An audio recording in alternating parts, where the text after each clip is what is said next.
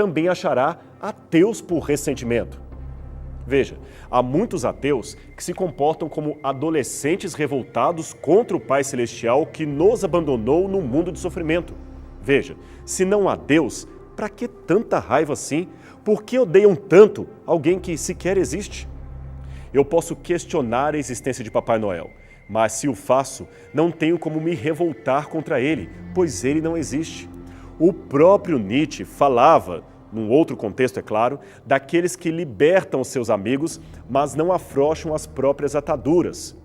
Alguns ateus, meu amigo, são assim, querem livrar o mundo de Deus, mas o odeiam, como se ele de fato existisse para ser odiado. Considerando, pois, que o padrão da moralidade não pode estar dentro do sentimento humano, afinal cada um pensa e age de um jeito, o que faremos com a proposta de Ivan? Aceitamos que sem Deus nada é proibido ou negamos esse princípio? Antes que os ateus se ofendam com a ideia de que estamos dizendo que só crentes conseguem ser morais, como já dissemos anteriormente, não se trata disto. Dostoiévski não estava falando de indivíduos, mas de princípios coletivos aplicados a indivíduos, ou seja, princípios justificadores. Eu vou explicar isso melhor para você. Um ateu pode até ter comportamentos morais elogiáveis, mas de onde ele tira tal princípio? Em que ele se baseia para dizer que tal atitude é boa ou má, correta ou incorreta? Esta é a questão.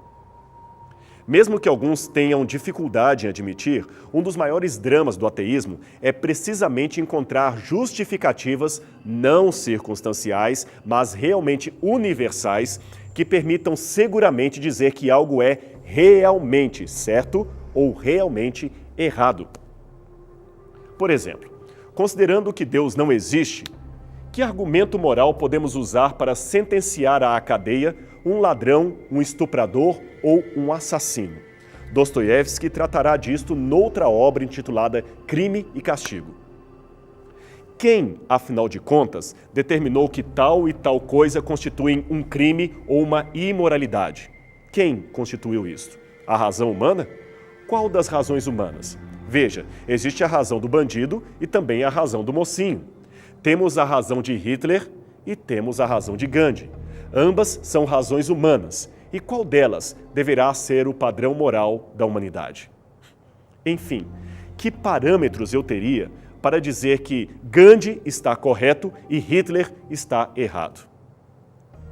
Coisas consideradas certas em determinada cultura são consideradas erradas noutra cultura. O mesmo terrorista que o Ocidente considera um assassino é celebrado como herói em algumas regiões do Oriente Médio.